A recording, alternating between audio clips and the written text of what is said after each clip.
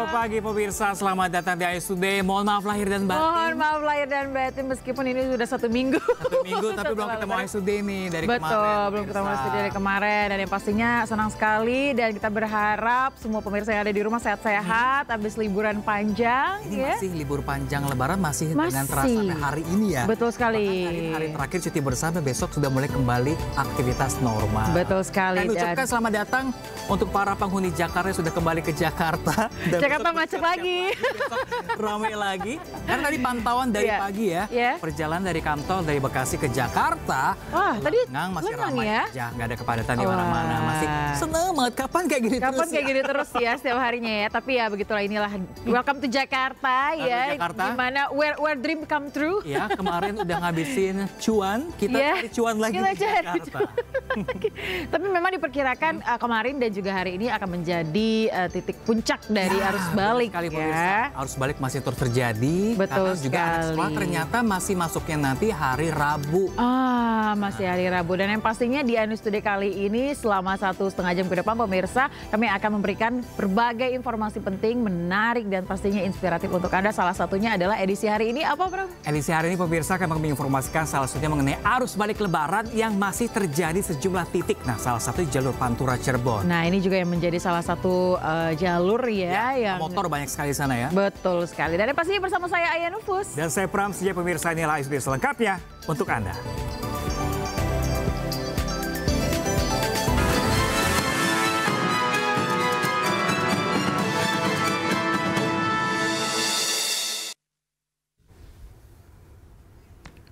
Kita ke informasi pertama pemirsa, polisi meringkus 2 preman pasar yang melakukan intimidasi dan merusak dagangan milik pedagang sayur di Pasar Baru, Kota Bekasi, Jawa Barat. Ya pemirsa, ini kedua pelaku telah meminta iuran kepada pedagang sejak 3 tahun lalu. Waduh, kasihan banget ya.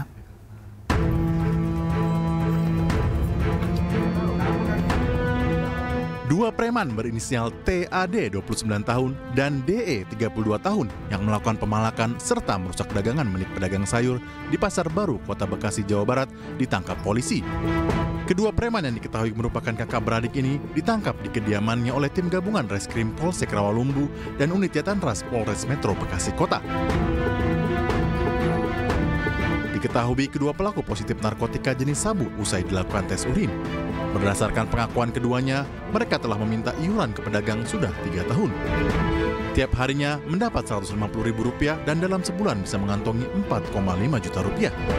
Pihak kepolisian masih menelusuri apakah ada aliran setoran uang iuran kepada pihak-pihak tertentu.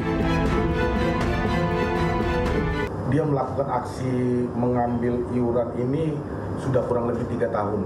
Kenapa itu bisa terjadi penendangan? Keterangan yang bersangkutan bahwa kemarin pagi dia bersama istrinya mengambil iuran. Istrinya yang mengambil, istrinya kemudian melaporkan kepada TAD bahwa ada kata-kata yang kurang sopan dari pedagang. Kemudian TAD mengantar istrinya pulang dan kemudian kembali lagi mengajak saudaranya. Jadi kedua orang saudara kandung gitu. Hasil pemeriksaan sementara masih untuk kepentingan keluarga, artinya motif ekonomi yang bersangkutan. Udahlah. Iya, minta maaf. Udah besok gak jualan lagi. Udahlah. Iya, minta maaf saya. Iya, iya, minta maaf. Iya. Udahlah. Diketahui sebelumnya, 2 orang preman mengamuk kepada pedagang sayuran di Pasar Baru, Bekasi Timur, Kota Bekasi, Jawa Barat. Pedagang memohon maaf kepada kedua pelaku premanisme dan tidak akan lagi berjualan di lokasi tersebut. Namun, kedua pelaku emosi dan langsung menendang dagangan sayur hingga berantakan. Kedua preman mengamuk lantaran korban belum dapat memberikan uang iuran.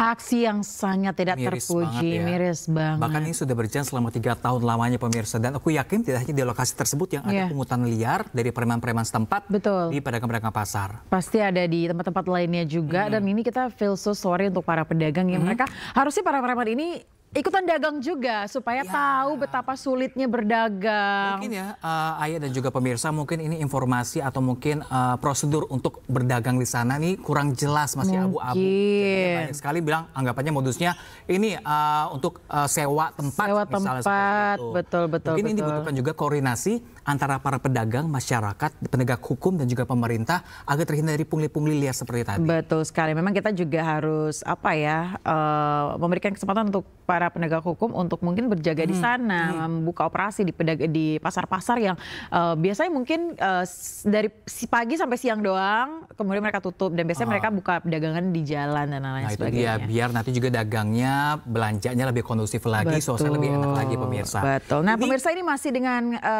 informasi terkait dengan aksi pungutan liar yang mana ini memanfaatkan suasana lebaran di tempat wisata kali ini, yang ini tepatnya di Waduk Cirata, Purwakarta, Jawa Barat yang viral di media sosial, Pram. Nah, pemirsa, ini hal ini terjadi saat sejumlah pemudik dimintai uang parkir yang tidak lazim saat berhenti di bahu jalan di kawasan wisata tersebut. Ada-ada aja.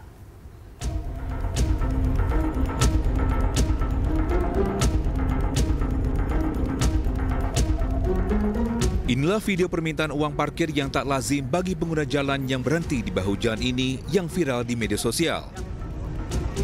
Peristiwa terjadi di sekitar kawasan Waduk Cirata, Purwakarta, Jawa Barat. Keluhan warga ini mengundang reaksi para netizen, mengingat warga hanya beristirahat dalam perjalanan mudik dan bukan untuk berwisata. Menanggapi hal ini, Satreskrim Polres Purwakarta langsung bergerak ke lokasi dan menangkap para preman pelaku pungli. Sebanyak 8 pelaku diamankan polisi dan dibawa ke Mapolres Purwakarta untuk diproses lebih lanjut. Hari ini pelaku-pelaku pungli yang ramai dibicarakan oleh masyarakat, hari ini kita bawa 8 orang pelaku punglinya. Dan saya mengucapkan dan mengapresiasi Polres Purwakarta yang begitu sigap. Untuk antisipasi ke depan, kami akan melakukan sosialisasi kepada para pihak-pihak yang terkait dengan wilayah Cirata tersebut. Dari hasil penyidikan polisi, para pelaku ini mencetak kartu parkir dengan memalsukan stempel dan tanda tangan Karang Taruna setempat. Dari Purwakarta, Jawa Barat, Irwan, iNews melaporkan.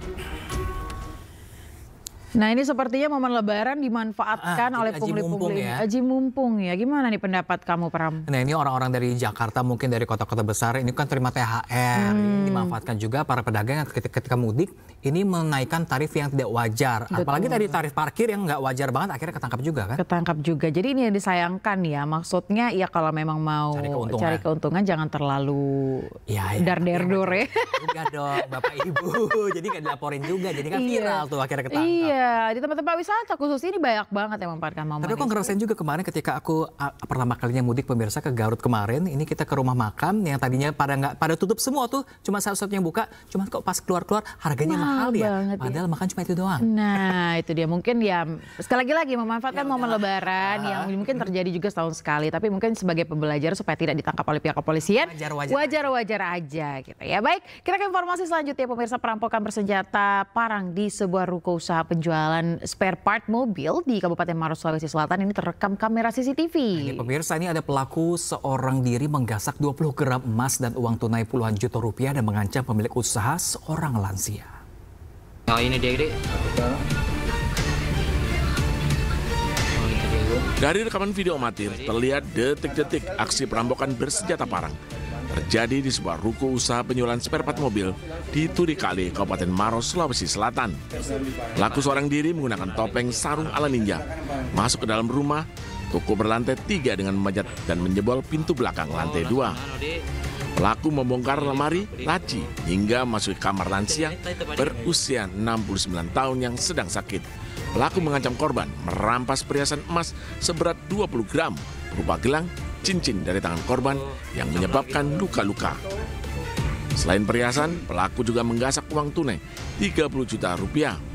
Setelah melancarkan aksinya, pelaku mengunci pintu toko dari dalam agar pemilik rumah yang baru pulang tak bisa masuk, lalu melarikan diri. Aksi perampokan ini baru diketahui saat pemilik rumah baru pulang dari sholat, mendapati rumahnya dalam kondisi terkunci. Bukan itu Pak, ada yang ancaman juga ya? Ada ancaman karena dia membawa sebilah parang dan tongkat pipa. Ya. Itu diambil di dapur ya Pak? Diambil di dapur dan diambil di depan pintu. Oh, yang diancam itu siapa Pak pada saat itu? Orang tua saya, umi saya. Pada saat itu di mana Pak? Di dalam kamar yang sedang menunggu anaknya yang pulang sholat Id. Ini kasus dalam penanganan kepolisian Polres Maros. Polisi mengantongi identitas pelaku dan rekaman CCTV. Dan kini tengah melakukan pengejaran. Akibat kejadian ini, korban mengalami trauma dan luka fisik. Dari Kabupaten Maros, Sulawesi Selatan, Wahyu Ruslan, iNews melaporkan.